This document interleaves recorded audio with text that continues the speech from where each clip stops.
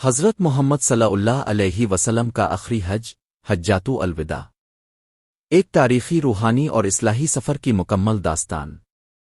اسلامی تاریخ کا سب سے عظیم واقعہ، جسے حجۃ الوداع کے نام سے یاد کیا جاتا ہے، سن 10 ہجری میں پیش آیا۔ یہ وہ مقدس سفر تھا جو نبی کریم صلی اللہ علیہ وسلم کی زندگی کا پہلا اور آخری حج تھا۔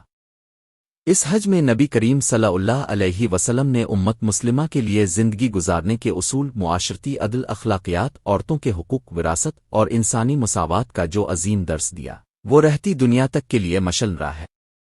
سفر کا آغاز نبی کریم صلی اللہ علیہ وسلم کو جب اللہ تعالیٰ کی طرف سے حج کا حکم ملا تو اپنے مدینہ منورہ میں اعلان فرمایا کہ اس سال آپ حج کے لیے روانہ ہوں گے۔ مدینہ اور اس کے گرد و نواح سے ہزاروں صحابہ کرام رضوان اللہ علیہم اجمعین اس سفر میں شریک ہونے کے لیے تیار ہو گئے۔ نبی کریم صلی اللہ علیہ وسلم 26 ذوالقعدہ 10 ہجری کو مدینہ منورہ سے روانہ ہوئے۔ اپنے ذوالحلیفہ، آج کا مقام ابین علی، میں احرام باندھا اور حج کی نیت فرمائی۔ وہاں اپنے نماز ادا کی اونٹنی و قصواک پر سوار ہوئے اور لبیک الحم لبیک کا ورد کرتے ہوئے مکہ مکرمہ کی جانب روانہ ہوئے۔ مکہ مکرمہ کی آمد نبی کریم صلی اللہ علیہ وسلم 4 ذوالحجہ کو مکہ مکرمہ پہنچے۔ خانہ کعبہ کے دیدار نے تمام قافلے کو روحانی سرور سے بھر دیا۔ اپنے طواف کیا، سعی فرمائی اور پھر قیام فرمایا۔ عرفات کا دن، حج کا رکن اعظم 9 ذوالحجہ کو نبی کریم صلی اللہ علیہ وسلم نے فجر کے بعد مکہ مکرمہ سے عرفات کی طرف روانگی فرمائی۔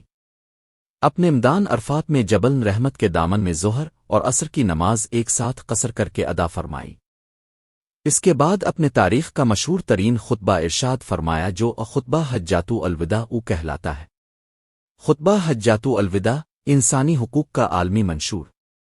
نبی کریم صلی اللہ علیہ وسلم نے جو خطبہ عرفات کے میدان میں دیا، وہ انسانی تاریخ کا عظیم ترین پیغام ہے۔ آپ نے فرمایا، اے لوگو، تمہارا خون، تمہارا مال اور تمہاری عزتیں ایک دوسرے پر ایسے ہی حرام ہیں جیسے آج کا دن، یہ مہینہ اور یہ شہر حرمت والا ہے۔ جاہلیت کے تمام رسم و رواج میرے قدموں کے نیچے روند دیے گئے۔ سود کو ختم کر دیا گیا۔ سب سے پہلے میں اپنے چچا عباس بن عبد المطلب کا سود معاف کرتا ہوں۔ عورتوں کے بارے میں اللہ سے ڈرو، کیونکہ تم نے انہیں اللہ کی امانت کے طور پر لیا ہے۔ تمہارے حقوق ان پر ہیں اور ان کے حقوق تم پر ہیں۔ کسی عربی کو اجمی پر اور کسی اجمی کو عربی پر، کسی گورے کو کالے پر اور کسی کالے کو گورے پر کوئی فضیلت نہیں سوائے تقوی کے۔ میں تم میں 2 چیزیں چھوڑ کر جا رہا ہوں، اگر تم نے ان کو مضبوطی سے تھام لیا تو کبھی گمراہ نہ ہوگے، اللہ کی کتاب اور میری سنت۔ آپ نے یہ بھی فرمایا، جو لوگ یہاں موجود ہیں وہ ان لوگوں تک یہ پیغام پہنچا دیں جو یہاں نہیں ہیں، کیونکہ بہت سے لوگ سننے والوں سے زیادہ اس بات کو سمجھ سکتے ہیں۔ مزدلفہ اور منا کا قیام عرفات سے غروب آفتاب کے بعد آپ مزدلفہ تشریف لے گئے۔ وہاں مغرب اور عشاء کی نمازیں ملا کر ادا فرمائیں اور پوری رات عبادت میں گزاری۔ 10 ذوالحجہ کی صبح فجر کی نماز ادا کر کے مشر الحرام کے پاس دعائیں کی اور سورج نکلنے پر منا روانہ ہوئے۔ منا میں اپنے رمی جمر یعنی شیطان کو کنکریاں مارنے کا عمل انجام دیا۔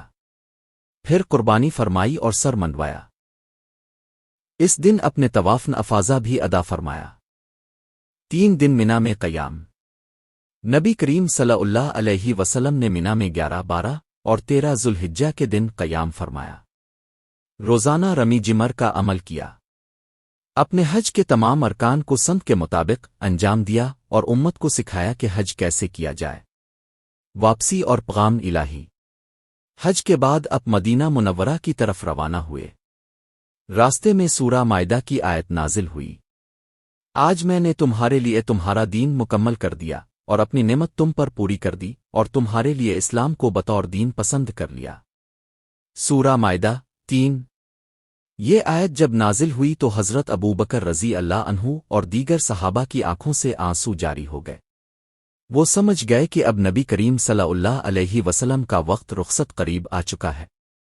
حجۃ الوداع کا پیغام نبی کریم صلی اللہ علیہ وسلم کا یہ آخری حج امت کے لیے ایک مکمل ضابط حیات تھا۔ اپنے عبادات حقوق العباد عورتوں کے مقام وراثت خون و مال کی حرمت اور انسانوں کی مساوات جیسے بنیادی اصول واضح فرما دیے۔ آپ کی سنت آج بھی حج ادا کرنے والوں کے لیے رہنمائی کا ذریعہ ہے۔ وفات سے قبل کی چند باتیں۔ حج سے واپسی کے بعد نبی کریم صلی اللہ علیہ وسلم نے مدینہ میں اپنی زندگی کے آخری ایام گزارے۔ آپ کی طبیعت مبارک 011 ہجری میں ناساز ہوئی اور 12 ربیع الاول کو آپ اس دنیا سے رخصت ہو گئے۔ لیکن حجات الوداع کے وہ الفاظ، وہ عمل، وہ دعا، وہ درس اور وہ پیغام آج بھی دنیا کے کونے کونے میں گونج رہے ہیں اور قیامت تک گونجتے رہیں گے۔